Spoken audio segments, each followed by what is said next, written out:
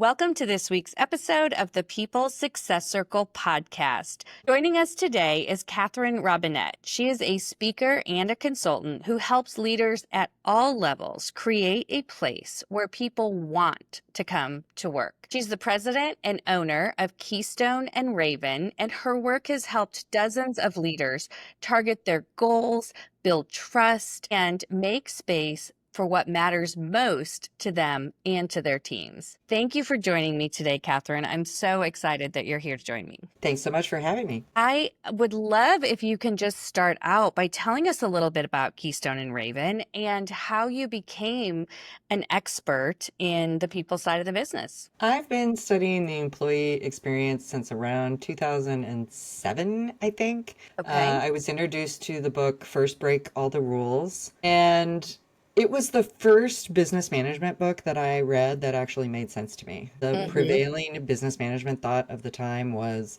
you can fix all of your weaknesses if you just work hard enough and take enough training and blah, blah, blah. And this book said, yeah, no. People are good at what they're good at. They're not going to change very much. So bringing out what their best is hard enough.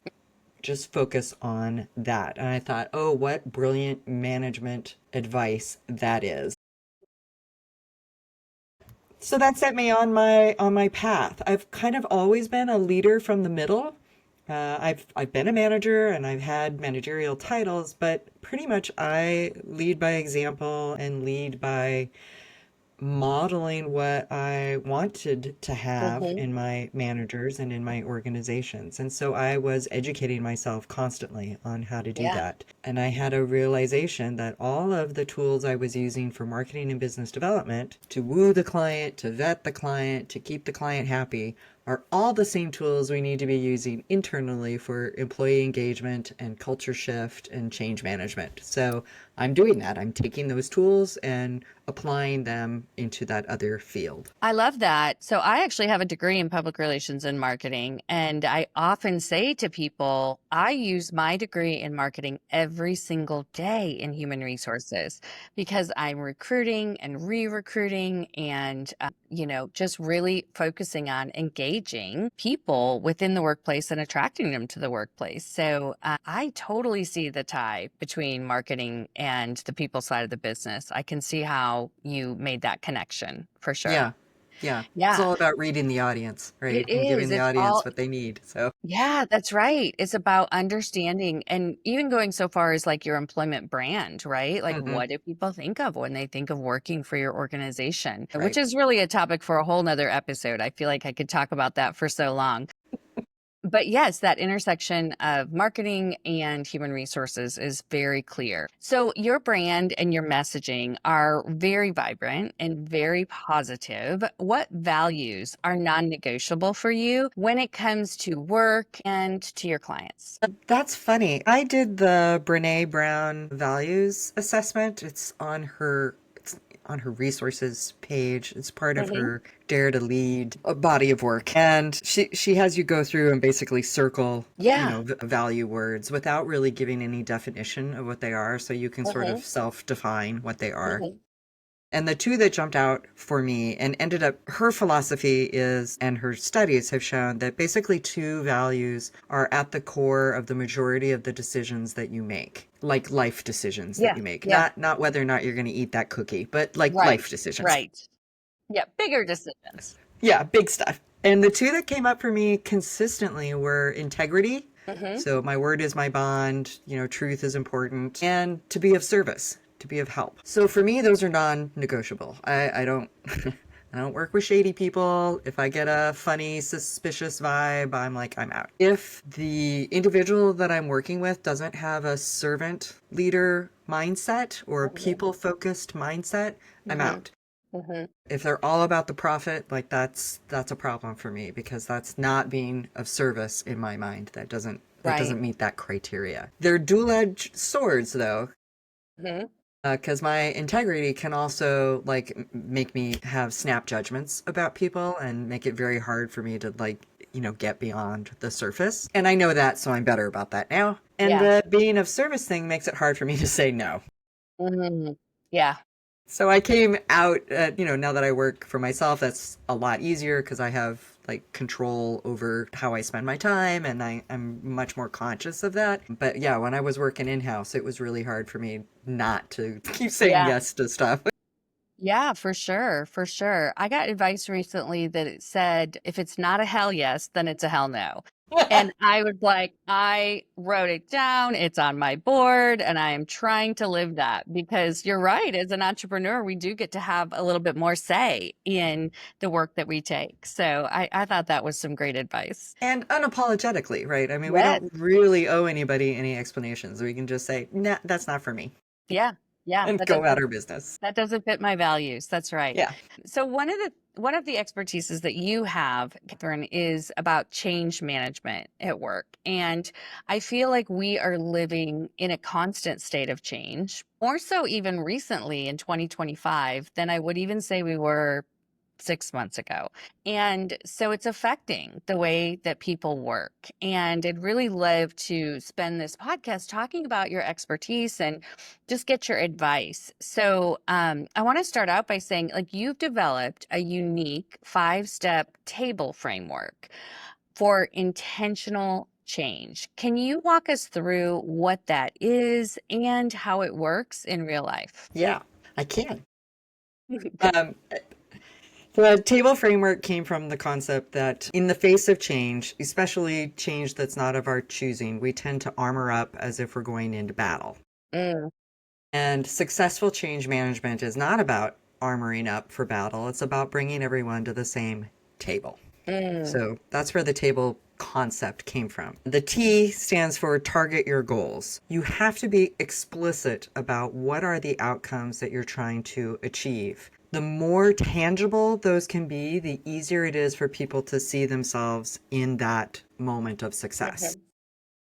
It's very difficult for the brain to understand, let's hit a $5.3 billion sales goal Right. because it's not conceivable. It doesn't track with any of their day-to-day experiences. But you can talk about, okay, but when we reach that goal, this is what we'll be able to do. And Mhm. then people can get behind it. A is assess and address expectations. So this is the overcome resistance part. There are some educated guesses you can make about what people are going to be freaked out about Yeah. when you You can propose a anticipate it, change. right? Yeah. Yes. But you can also ask, hey, if Mm, we were to for do sure. this, what would you be worried about? Or what Mhm. are your concerns? You don't want to ask if you're not going to take pretty quick action because that will, as you know, erode engagement and trust because people hate being asked for their advice and then not see any fruition come out of it. Right. I often say that, like, it's better not to ask at Yes. all than it is to ask for someone's feedback and then not use it. Yeah, and then not use it. Yeah.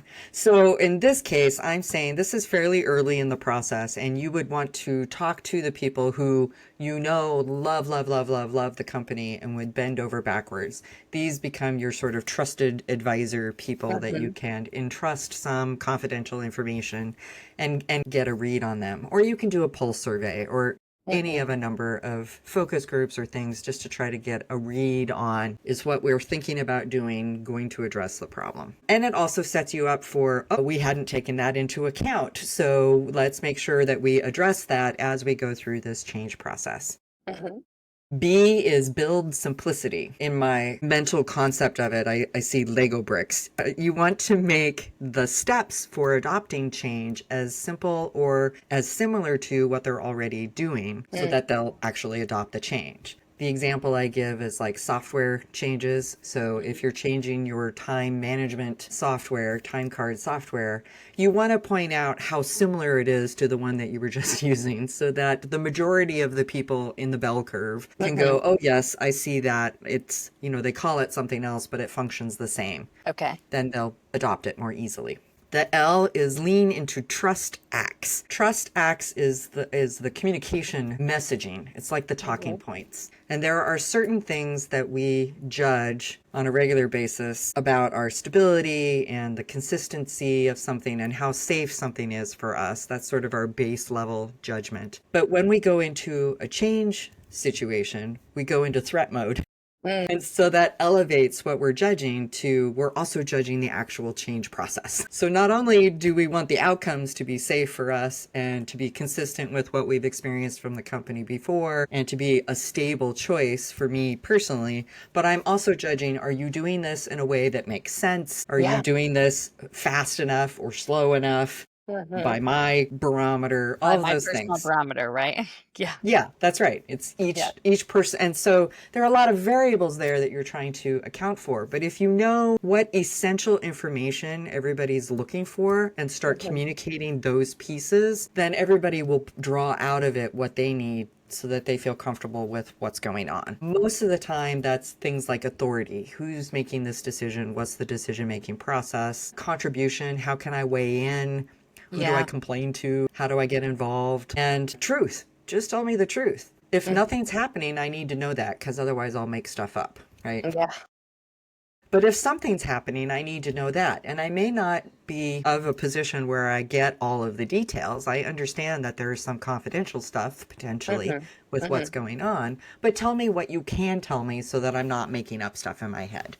Then the last one, the E, is evaluate and adjust. And this is the part where most companies sort of fall flat. They get through all the communication and all of the implementation, and they forget that they may have to make adjustments, that Yeah. things might not go as smoothly as they thought it would. And so if you build that into the process of here's where we're going to pause Hmm. and do a pulse survey or a focus group or whatever and make sure that this is hitting the way that we expect it to and having the effect that we expect it to, while we can still course correct. Hmm. Not Hmm. when it's all completely done and then go, oh yeah, that was a nightmare. No, Right. do it while Right. you can still fix it. I love that you're building in that time for hindsight and evaluation because I have to tell you, like sometimes we get so excited to implement a change that we're like, here it is. And then we walk away and we're like, wait, was that good? Okay, we're good, right? And instead of actually saying, no, we're consciously going to set a time to Yes. look back on this and say, how is it going? And I can say, as a leader and a HR leader, I haven't always done that. So I do think we get so excited about the actual change that building in those, evaluation periods is not always done. And so that's really great advice. I love that. So tell me about how you've implemented this in companies, and I'd love to hear like a story of how it went. Simon Sinek talks about, I can't tell you when you're going to fall in love, only that it will happen sometime between the seventh date and the seventh year. Like, if you're doing all the things, right? You got to do all the things. And change management is a lot like that. So I was brought in an M&A situation, and they wanted to do a culture audit to make sure that the firm that they were going to acquire was a good fit. They thought that they probably were, and the other firm's people were saying all the right things, but they weren't really sure. And it was the first acquisition this company had ever done, so they really wanted to do it right. They wanted to do it so right, they didn't want to lose any staff in the acquisition. And I knew in our industry, which is engineering and architects and construction folks, that the industry average was an 85% turnover within the first 2 years after an acquisition. And they Yeah, didn't want to lose anybody. that was wishful thinking, right? Right. Well, Yeah. they succeeded. They didn't lose anybody in the first 2 years, and they actually brought on additional staff in that That's first 2 years. amazing. Yeah. So I'd like to say it was all us, but the reality was it was actually a really good culture fit. But they knew that because of what we did. So target your goals, that was pretty much taken care of. They wanted to do this acquisition without losing any staff. So Hmm. it's not we're going to do this acquisition by any means possible. It was we're only going to do this if we're not going to lose any If we're not staff. going to lose staff, right? That goal is really important to set in the Yeah, first place. because Yeah. it also laid out the how, right? Yeah. We have to do this in a people focused, people forward way. Assess and address. So we did the culture audit, interviewed basically shareholders in both firms. So they were of an authority level where they could know that this was in the works potentially, but that it might not go through. So we couldn't just talk to anybody willy nilly. We had to talk to some confidential folks. And then build simplicity. We started with that group, then they met to figure out what are our immediate short term priorities. things that we absolutely have to get fixed right away or work will stop? What are the mid-level, midterm priorities, and what is the stuff that we can put off? Because the danger in something this big is that they try to do all the things right when, you merge the companies, and then nothing really happens effectively or completely. And so we built in a simple way of just prioritizing where they could needed to focus their attention in a really loose timeline, like, pre-acquisition, 3 months after acquisition, 6 months, 18 months, whatever. And then we leaned into the Trust Act. So we immediately started identifying those three things. Who's in charge of each of the priorities? What's the decision-making process going to be? How can people get involved if that's an area of interest or express concerns? Is there an anonymous feedback mode? Because some people don't want to put their name out there. And what's the truth? What can you say? And I'm like, you can always tell them what your timeline is. You can always tell them who's in charge. You can always tell them where to go with questions and tell them how to contribute. And if you're only communicating those things over and over and over, you are doing enough. You are doing enough. And then the last was evaluate and adjust, and we built into their time frame of, okay, this is the last moment that we can pull the plug, and this and this is what do we do if things are getting rocky. Let's make sure that we have a check-in here, and let's make sure that we check in at this point, and how are we going to convey this information to the staff when it happens. Okay, so that's another milestone that we should probably do an evaluation at. Yeah. Yeah, I love that. I love that. So, change management often gets a bad rap. People resist it and they see it as like corporate fluff, right? So, how do you reframe that narrative when you're working with teams? Yeah, I call it, this is how you get stuff done. Stuff being my nice, tight, clean way. That you don't get any of the big things done just by doing the same thing that you've always done before. So even if you're not going to make a huge change and you're just tweaking something that you're currently doing so that it's more efficient or more effective or whatever, that's still change. This is just the way that we get stuff done. And so how we do it transparently to the extent that we can, forward thinking, people focused, it doesn't build resistance. It builds trust and community when you approach it that way. Absolutely. So, Katherine, building trust and community is a big part of the work that you do. What are some small, practical ways that leaders can foster more communication and that psychological safety on their teams? Oh my gosh. Wow. This is a whole other podcast. But it starts with the manager. And my first tip that I give them all is like, do those one-on-one check-ins in such a way so that the employee will eventually take over the check-in. So model for them the kinds of stuff that you want to explore in each check-in, but then basically say, this is your time. So we'll talk about whatever you want to talk about, but my role is to listen to you, provide feedback, and clear away the obstacles, right? If there's something that you're really trying to get done and you're stuck, then we'll brainstorm and figure out how to get you unstuck. But this is not an opportunity for me to just brain dump a bunch of information on you. Right. You have to drive it. Right. And I think, and that works hybrid, remote, in person, like that works 100% because the employee is doing the heavy lifting and getting out of it what they want to get out of it. So that's probably the biggest one. And so have you found that organizations are receptive to the one-on-one training and able to adopt that? Yeah, most of them have something in place, and what happens is it starts losing priority because they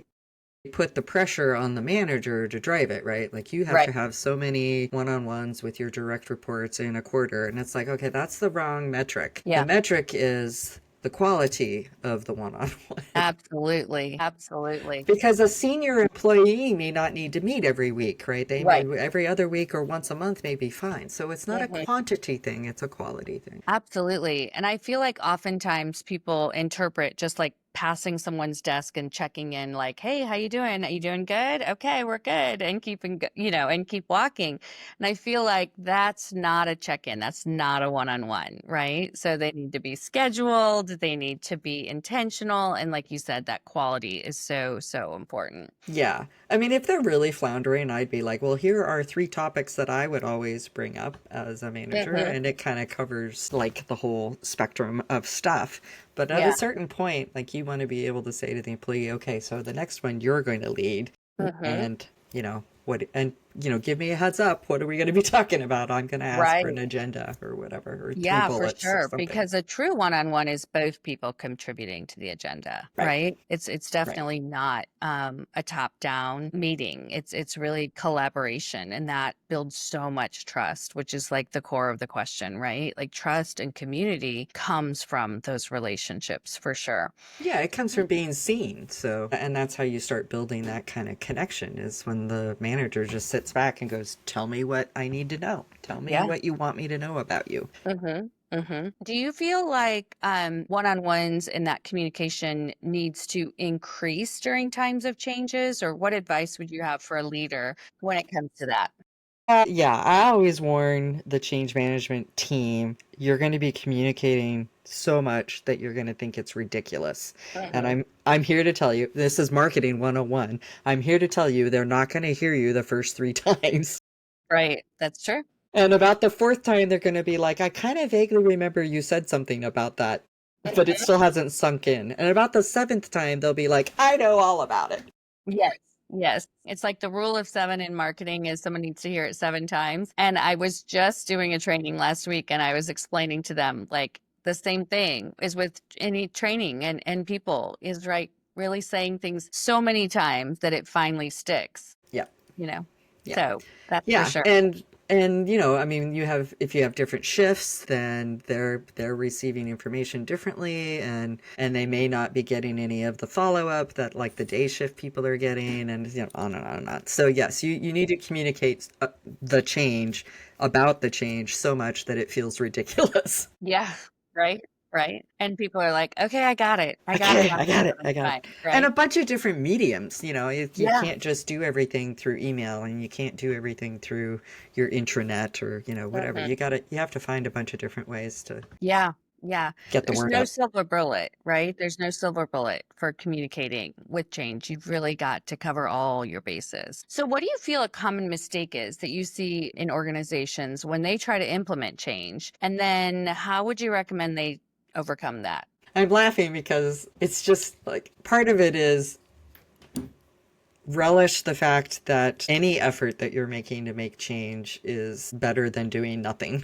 Mm-hmm. Mm-hmm. And go ahead and accept that there will be mistakes. It's the E that most companies forget, the evaluate and adjust. If Mm-hmm. you know that you're going to make mistakes, or if you accept that there are probably going to be tweaks that you're going to have to make, then it changes your mind shift. I mean, it makes a mind shift. It changes your perspective on how stuff should go. And you can build it into the process. So it has so many benefits. You can tell people, we know that this isn't going to be perfect as we're Mm-hmm. going through it. So we will let you know when we've discovered something that causes us to make a shift. And we will tell you what the shift is going to be. And we will prep you for the shift. Yeah. You can build that whole thing into your communication and into your messaging and into your actual process. And then it makes it, I don't know, human and humane to go Mm-hmm. through a major change. Like Mm-hmm. it's so much more palatable than setting up the expectation that this is going to be flawless and smooth and not be a disruption, because that's not true. It's going to Right. be a disruption. Yeah, for sure. And so you're recommending that they tell people when that evaluation is going to be even way before it happens so that they can start collecting data and feedback and like just be ready to observe the change and share their feedback when the time comes. Yeah. And there are a couple of ways to do that that don't feel punitive or demoralizing to your change initiative team, because you could set it up as, all right, what are your celebration milestones as you Mm-hmm. do this change? Okay, every time you hit a milestone, have a celebration. That will completely change how people perceive what you're trying to do. Mm-hmm. Yeah. And you will get some really honest positive and constructive feedback when people are standing around at a party. Yeah, true. That's a good point. That's a good point. People feel very open to talk when they're Yeah, not in too much of a structured setting, right? yeah, yeah. And so Yeah. you say, okay, we installed the blah blah blah software and we launched. It's like, great. Did you celebrate any of the early stuff? Mm-hmm. Did Mm-hmm. you celebrate with your beta testers? Did you celebrate the sandbox? Did you celebrate that? Because those were all really, really crucial to getting to this moment. To And you this would have moment. gotten some really great feedback from those celebrations. Mm-hmm. So build in the celebrations, but also build in Those could be your evaluations. That could be yeah. your evaluation time. It doesn't have to be a survey, which Yeah. feels very pejorative. It can be Yeah. something festive. Yeah. You're just trying to get anecdotal information as Mm-hmm. much as anything else. Mm-hmm. That makes sense. So you mentioned you spend a lot of time in middle management. So in your experience, what role does middle management play in either reinforcing or resisting change? Yeah, both. They do both. If you think of culture is set by the leadership, so they, Mm-hmm. they espouse it. This is what we want our culture to be. It's reinforced by management at all the levels, and it is carried out or subverted by all the employees. And a manager has both hats, right? They're an employee and they are also a messenger of the leadership. So if they don't agree with leadership, they have a delicate dance, right? Mm-hmm. To say, okay, how much of my disagreement do I share with my staff? Because I don't necessarily want to cause upheaval and unrest unless I actually want to cause upheaval and unrest Right. and Right. change, right? So they Yeah. can be change agents and like catalysts. That was sort of me. I was one of those conscientious objectors who loved my company, but I was not going to stand for stuff that was broken. Like that just did not make sense for me. So if it was broken, I spoke up about it and Mm-hmm. encouraged my team to speak up about it. And then you get those kind of groundswell change makers who can influence the course of an entire department. And when they start having success, they're sort of piloting the change. Everybody else in the company goes, oh, that's amazing. They're having success with that. Let's do that thing. So yeah, so managers they have an obligation to their leadership, but they also can play this really interesting catalyst role in making stuff happen. Yeah, for sure. What advice do you have to a manager who might not agree with the change that's coming down? How would you recommend they handle that? The first thing is go talk to somebody in leadership. Mm-hmm.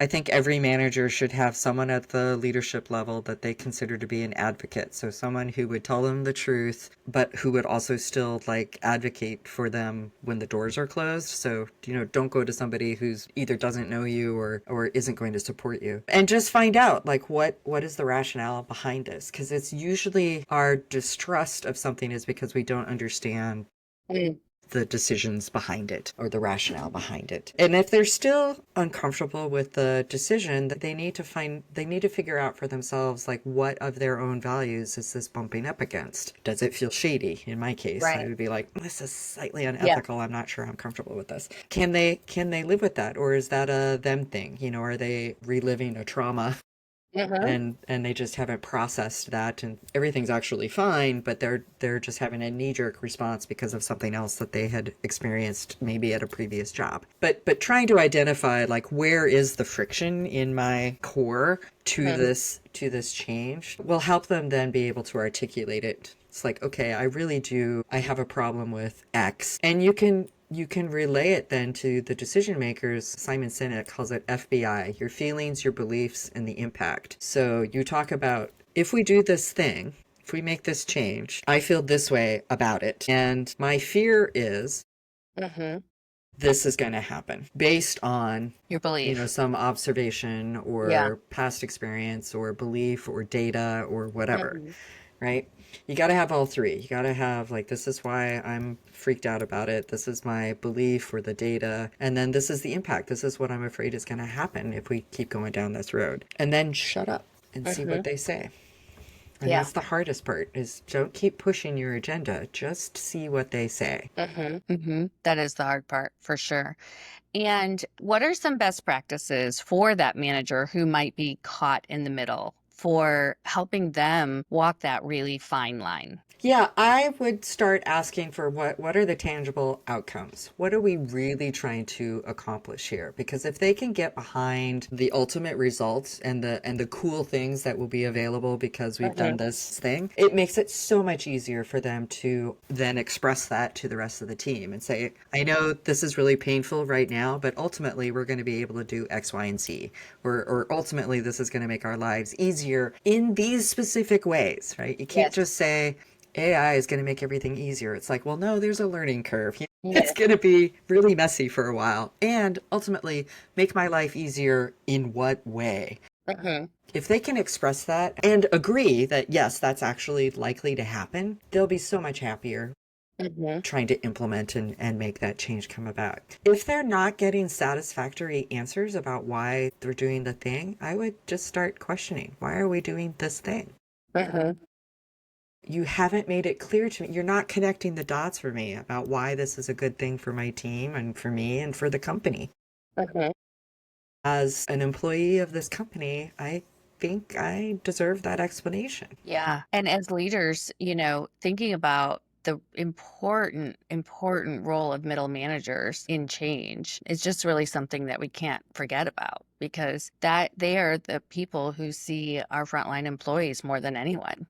Yeah, yeah. I know leaders tend to be a little removed and they have access to information that managers and the rest of the staff don't necessarily have. And so it may be crystal clear for them. The next layer down is like, I am clearly missing some data because I don't get it. I don't know why we're doing this. It's like, well, oh, right. I better explain that. As a leader, I better explain that better. So, Catherine, you mentioned AI in your answer, and I think that's on everybody's mind in the workplace, regardless of whether you work in a hospital or a restaurant or an office. AI is a change that many workplaces are dealing with. I'd love your take on AI and how that is changing. Let's start with that. My take on AI. I mean, I use it all the time as a like another brain to bounce Mhm. ideas off of or to get drafts of things and it's not the last word. I Mhm. still filter everything and put my stamp on it. And I'm not threatened by it because I have that mentality. It's just a tool. It just Yeah. makes me more efficient. I remember an engineer saying to me, "We're AI is never going to completely take over an engineer's job because you still need somebody to look at the drawing and make sure that it's attached to the ground, Mhm. Mhm. that it's not being built in the air because the computer doesn't have that finesse yet to Mhm. understand those nuances. And so you still need a human element. And I think that's true with probably 90% of everything that's automated or anything that AI can bring to us is you still need a human to look at it and go, does this even make sense? Mhm. Is this Mhm. even rational? Yeah. Yeah, so that's my take on AI. I think it's a great tool. I'm not worried about it. Are you seeing that a lot of workplaces are struggling with that change? Yeah, they're trying to. So there are some interesting concerns about like copyright and plagiarism and having proprietary information get out into the web. But there are also now workarounds where you can have AI be insular to your organization, which I could see being really beneficial because then all of your satellite offices and the whole organization is feeding off of each other's data. And in the past, that's historically been a real problem. You don't necessarily know what other offices are doing or producing or putting out there. Now you have your own internal library, if you will, a digital library that you can draw from. I think that's going to be nothing but helpful. But Yeah. yeah, there are some concerns about, breaches and intelligence breaches and stuff. And it's Mhm. like, yeah. And of course, AI gets stuff wrong occasionally. So Can, for sure. you For gotta, you sure. gotta, let it. You got to train it that way. So, as you look at what's happening in the workplace today, right, in April 2025, what are some of the challenges that you're seeing across companies you work with? A leadership transition is probably the big one. There's so many, boomers retiring and founders moving on and doing other things and companies are, at least in the professional services, so engineers, architects, attorneys, accountants, they're having, even my dentist was saying he can't find anybody that wants to buy the practice because they Mm. want to all go work for ADEC or, some dental company and not have to be the boss. Yeah. Yeah. Well, and the liability that comes with being the boss in a Right. solo practice, right? Yep, Yeah. all of those things. So leadership transition is a biggie. Merger and acquisition is going to continue to be a biggie. I think organizational restructure or department restructure is another biggie. As employees get more savvy about wanting to control their own career development, they're going to start asking their companies for more clarity about where can I go? How can Yeah. I develop? How can I grow here? And most organizations have grown organically and they don't really have a clear path, especially I for would like, agree. Yeah. yeah. So having some clarity around that's becoming a new hot item. Yeah, yeah, I would have to agree. I would have to agree. And that clarity around career development it's important to everyone. But I will tell you, this next generation that's coming up, it's really important and it's an Yeah. expectation. Yeah. It's something that would attract them to a job, to have a clear career path for sure and development plan. Yeah. Yep. I Yeah. had somebody ask me like, well, how soon should I be having that conversation with them? And I'm like, probably at the 90-day mark. And they Yeah. were like, what? Yeah. I said, well, it depends on the generation of the employee, but a Gen Z person's going to want to know They're going to want to know. what's next? What's next? Not because they're done learning or doing the thing that you hired them for, but because they're so dang efficient. Yes. They're going to have it pretty well absorbed in, Mhm. a much shorter period of time. So they want to align themselves with their next opportunity, or they'd like to at least sample it to decide if that's Mhm. something that they want to pursue. So Mhm. For sure. if you want to keep them there longer, you've got to be ready for them. Yeah, for sure. And honestly, retention starts the day you hire someone, A right? 100%, a And hundred so, percent. if we think that we're going to hire someone in 90, 60, days down the road, we've just got them hooked in, they're here forever. That's just not the case, right? And so a development plan is definitely something that can help. Yeah, and I would ask them, like, what do you want to do in your first 90 days? Yeah. Because if they're completely learning a job that they've never been in before, that could be really fascinating to find out Mhm. what they think they need to know in the first 90 Right. days. Right. For sure. That level setting is huge. Yep. So as we wrap up, what excites you about the future of work and company culture? Honestly, what excites me the most is that more and more leaders are understanding that their people are their biggest asset, and they are taking steps to protect that, to encourage that, and to empower their employees in myriads of ways, but mostly just to have agency in their Mhm. own. Yeah. Yeah. And that's super exciting to me. It's like, okay, that helps make a workplace that I would want to go to work, knowing Mhm. that you trust me enough to do this job, that you're actually allowing me to make some decisions. Like, that Yeah. would be awesome. Yeah, the empowerment that comes with that Hmm. is just something you can't put a price on, right? It's something that would make someone stay without, having to pay more money. It's that feeling of trust, and I agree. I'm seeing it more and more in workplaces, and it is exciting for sure. So, where do you hope we're headed in 2025? Mm, We're a quarter of the way through the year. Where do you hope we're headed from a company culture perspective? wow.